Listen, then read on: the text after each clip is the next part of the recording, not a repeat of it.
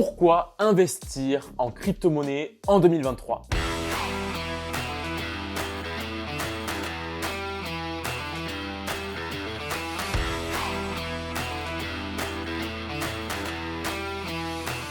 Salut et bienvenue à toi dans cette nouvelle vidéo, c'est Romain de la playlist Finance de Phoenix Institute. Dans cette vidéo, on va s'intéresser aux crypto-monnaies et on va voir si c'est intéressant d'investir en crypto-monnaie. Actuellement, on est début 2023, la nouvelle année, le marché est un peu compliqué, on va faire un point et on va se poser les bonnes questions.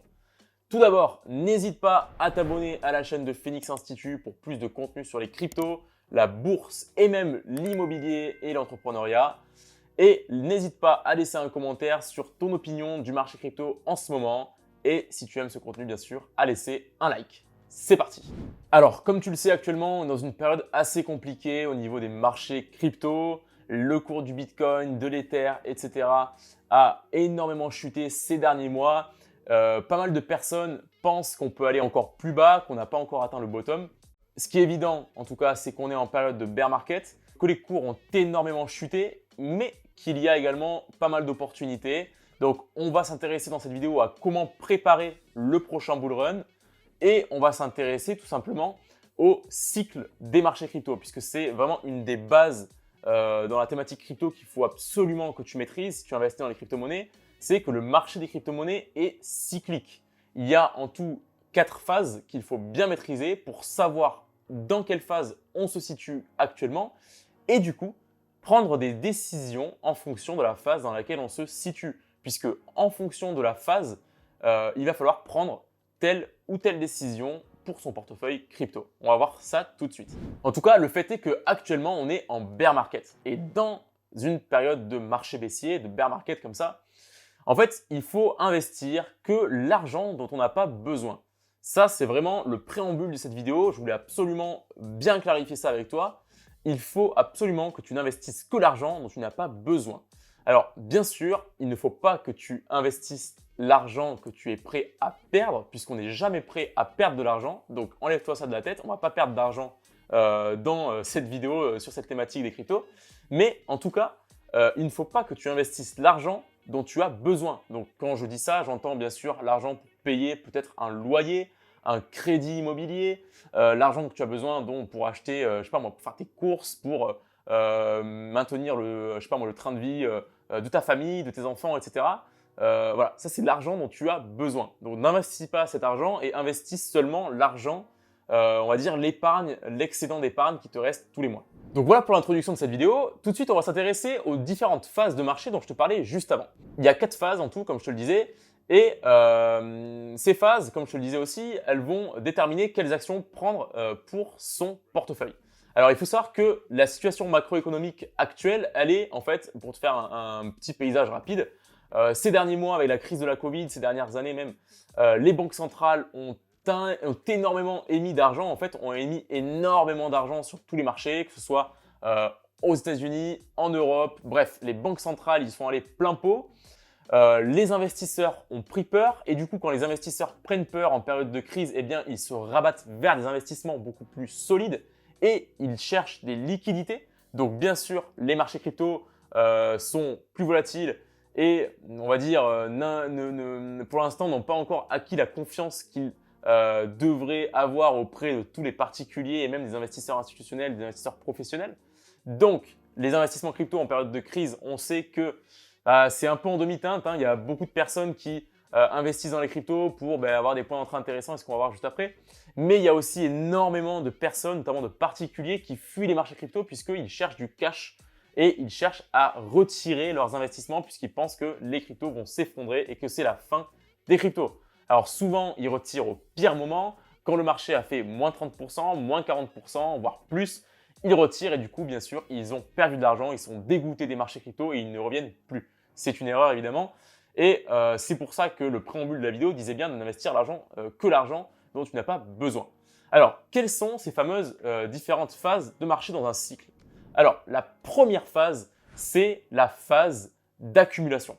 La phase d'accumulation, elle se caractérise par tout simplement une situation dans laquelle le marché a atteint il y a quelques mois ou il y a quelques, on va dire, années, mais on va dire un an ou deux, son niveau le plus haut et du coup, il est actuellement à des cours beaucoup plus bas. Donc là, typiquement, qu'est-ce qui se passe? Les gens fuient, ils perdent confiance, les médias commencent bien sûr à critiquer. Bon, ils l'ont déjà fait avant, on y reviendra dans les prochaines phases. C'est moyen hein, sur les cryptos, malgré la bonne santé des marchés actions. Ouais, c'est pas terrible. Mais voilà, les marchés crypto ont une très mauvaise réputation, les gens fuient et du coup, bien sûr, eh bien, les prix sont au plus bas. Donc c'est là que nous, en tant qu'investisseurs, ça devient intéressant puisque, elle porte bien son nom, c'est une période d'accumulation. On va pouvoir entrer sur le marché progressivement en faisant du DCA et du coup avoir un prix moyen d'achat très intéressant. La deuxième phase, c'est la phase d'expansion, donc ce qu'on appelle le bull run. Alors là, dans cette phase, le marché commence à être bien stable. Les marchés sont horizontaux, en range, comme on dit. Et du coup, eh bien, il va y avoir peut-être des bonnes nouvelles ou disons, il va y avoir des événements sur le marché qui vont commencer à, disons, les cours vont commencer à casser des niveaux clés. Ils vont casser des résistances et on va commencer petit à petit à rentrer dans une tendance haussière. Les montants investis en crypto par les particuliers et les institutionnels vont devenir de plus en plus importants, donc les cours vont continuer à augmenter. Les premiers investisseurs, on va dire, vont commencer à faire beaucoup d'argent et les investisseurs, on va dire, retardataires vont commencer à FOMO, à avoir peur de rater l'opportunité et du coup vont se mettre à acheter massivement, parfois au pire moment. Donc ça, c'est caractéristique d'un bull run et d'une phase d'expansion. Une fois que le pic est atteint, que l'all-time high éventuellement est atteint, eh bien les vendeurs vont commencer à prendre le pas sur les acheteurs. Les marchés deviennent un petit peu, on va dire, en demi-teinte. On commence à avoir des baisses assez importantes. Et petit à petit, on va rentrer dans ce que l'on appelle la phase de récession. Donc c'est la phase dans laquelle en fait les cours des marchés crypto vont commencer à chuter de manière assez explosive. C'est ce que l'on appelle le bear market et du coup, eh bien, beaucoup de personnes vont recommencer à fuir les marchés crypto, ils vont prendre peur, les particuliers vont perdre énormément d'argent parce qu'ils n'auront pas pris leurs profits pendant le marché haussier, d'où l'importance de savoir prendre ses profits par ailleurs. Donc, je t'invite à consulter bien la playlist finance pour plus d'informations sur ça. Et voilà, on rentre progressivement dans ce que l'on appelle le bear market, jusqu'à ce que l'on atteigne la phase de capitulation. Donc la phase de capitulation, c'est la phase la plus douloureuse pour la majorité des investisseurs. Il y a beaucoup de crypto-monnaies qui disparaissent tout simplement parce qu'elles n'étaient pas basées sur des fondamentaux solides. Les cours des principales crypto-monnaies peuvent chuter jusqu'à moins 80%, voire plus. Donc ça fait vraiment peur à beaucoup de personnes. Et bien sûr, c'est la phase où tout le monde commence à prendre peur. Évidemment, les médias ressurgissent pour critiquer les marchés crypto. Et c'est la fin du monde, entre guillemets. En tout cas, c'est ce que pensent beaucoup de personnes. Pourtant, en fait, ce qu'il faut savoir, c'est que les marchés crypto sont cycliques et suivent des cycles de environ 4 ans. Et ça correspond environ aux périodes pendant lesquelles on se retrouve entre deux halvings. Un halving, donc le halving du Bitcoin en l'occurrence, c'est le phénomène qui se produit environ tous les 4 ans, qui consiste à réduire de moitié la récompense qui est affectée aux mineurs de Bitcoin. Donc, globalement, on remarque que sur les anciens halvings, la période post-halving, donc juste après le fameux événement de halving, eh bien, les marchés crypto commencent à reprendre des couleurs et du coup commencent à rentrer en bull market. Alors, ce n'est pas parce que lors des 2 halvings précédents sur le Bitcoin, effectivement, cette situation que je viens de te commenter, c'est-à-dire de marché haussier suite au halving, s'est produite que ça va se reproduire pour le prochain halving, qui est prévu d'ailleurs en 2024. Mais ça donne quand même une bonne indication et globalement, sur les 2 halvings précédents, comme je te le disais, c'est ce qui s'est passé et le schéma s'est plutôt bien reproduit. Donc, à surveiller pour 2024 effectivement. Là, en tout cas, ce qui est sûr, c'est qu'on est en période de bear market. Donc, il faut savoir trouver des points d'entrée intéressants et c'est pendant que tout le monde crie à l'arnaque et que tout le monde fuit les marchés que les meilleures opportunités interviennent et que les meilleurs prix d'entrée, les meilleurs cours d'entrée commencent à faire surface. Donc, pendant que tout le monde part sur d'autres classes d'actifs ou que tout le monde a abandonné l'idée d'investir dans les cryptos, eh bien toi, en tant qu'investisseur avisé, tu dois t'intéresser aux cryptos. Alors, c'est contre-naturel, Et on va dire que ce n'est pas le sentiment collectif et ça va être très compliqué pour toi de t'intéresser aux cryptos pendant que tout le monde les critique. Tu vas avoir beaucoup d'opinions divergentes par rapport à la tienne, mais sache que si tu as une vision positive sur les crypto-monnaies sur le long terme, eh bien ces phases de bear market, ces phases de capitulation sont très intéressantes pour toi.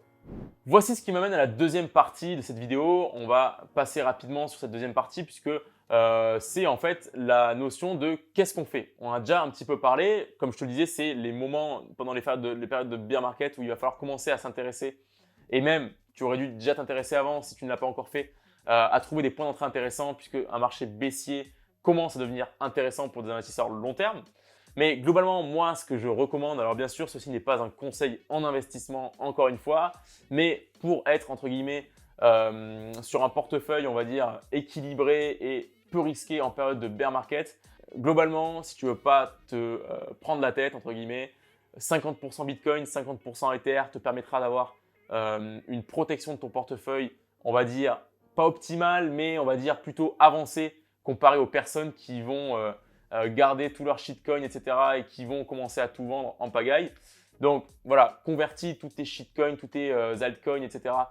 en Bitcoin, c'est quand même la crypto-monnaie principale, en Ether également, pour diminuer tes pertes et préparer le prochain bull run. Pareil, alloue une partie de ton portefeuille à des projets auxquels tu as toujours cru et qui sont soldés. Par exemple, moi je ne vais pas te citer de nom en particulier, mais tu as beaucoup de crypto-monnaies en bear market qui perdent 80% de leur valeur, mais qui sont pourtant de très bons projets. Et on sait que pendant les périodes de bear market, pendant les périodes de marché baissier, c'est là que les équipes derrière les crypto-monnaies auxquelles tu t'es intéressé auparavant sont en train de construire. Pendant les périodes de bear market, les vraies crypto-monnaies construisent et les mauvaises crypto-monnaies disparaissent. Tout simplement parce qu'en fait, les bonnes crypto-monnaies, pendant les phases de bull run, elles ont appris à faire des réserves, à engranger du cash et du coup, gérer intelligemment leurs finances pour, du coup, pendant les périodes de bear market, continuer à développer leurs produits, continuer à recruter, à éventuellement faire du marketing, etc. sur leurs projets. Donc voilà, les vrais construisent pendant les périodes de bear market. Et donc, effectivement, garde une partie intéressante de ton portefeuille pour aller sur ces projets-là qui sont soldés. Donc voilà pour cette vidéo, voilà pour ces préconisations et sur l'intérêt d'investir en crypto-monnaie. Voilà, début 2023, courant 2023. On est en marché baissier actuellement, on est en bear market. Ça devrait encore durer un petit peu de temps jusqu'à ce qu'on ait une situation globalement macroéconomique plus favorable et que du coup, éventuellement, le prochain halving du Bitcoin ait lieu. Garde tes stratégies bien ancrées dans ta tête, continue ton plan, continue à faire du DCA, continue à investir sur des projets qui sont réellement en train de construire. Intéresse-toi, suis les réseaux, etc. Mais voilà, c'est une période compliquée, il faut garder l'esprit clair. Si tu as une vision positive encore une fois sur les crypto-monnaies, ceci ne doit pas t'inquiéter, mais au contraire doit te donner de nouvelles occasions d'investir. Et voilà, globalement, il faut toujours garder la vision investisseur long terme. Aujourd'hui, pour rappel, l'adoption des crypto-monnaies en est à ce qu'était l'adoption d'Internet dans les années 90. Donc, même on remarque que l'adoption des crypto-monnaies est plus rapide que celle de l'adoption d'Internet. Donc en fait, on remarque quand même qu'il y a vraiment un sujet qui n'est plus négligeable sur les crypto-monnaies, comme beaucoup ont tendance à nous le faire croire. C'est devenu un sujet, un enjeu géopolitique vraiment majeur. Et donc, c'est dommage de ne pas s'intéresser aux crypto-monnaies en 2023. Encore une fois, en crypto comme en investissement, dans d'autres classes d'actifs, peu importe, il ne faut pas être pressé puisque, comme le disait Warren Buffett, le temps met l'argent des plus impatients dans les poches des gens les plus patients. Donc, sois patient. N'essaie pas de faire des rendements mirobolants sur les marchés crypto pendant des phases de bear market puisque tu risquerais très fortement de te brûler les ailes. Et encore une fois, n'hésite pas à t'intéresser, à visionner du contenu sur tout ce qui est crypto-monnaie, écosystème crypto, Web3. C'est un monde passionnant, tu le verras. Nous, on en parle beaucoup sur la chaîne de Phoenix Institute. Je t'invite à visionner la playlist Finance dans laquelle on parle souvent de Web3 et à t'abonner à la chaîne de Phoenix Institute si tu aimes toutes les thématiques investissement, entrepreneuriat, Web3, bourse, immobilier, etc. Et quant à moi, je te dis à très bientôt dans la prochaine vidéo. N'hésite pas à nous dire en commentaire si tu as envie qu'on aborde un sujet en particulier et à liker cette vidéo. Allez, à très bientôt.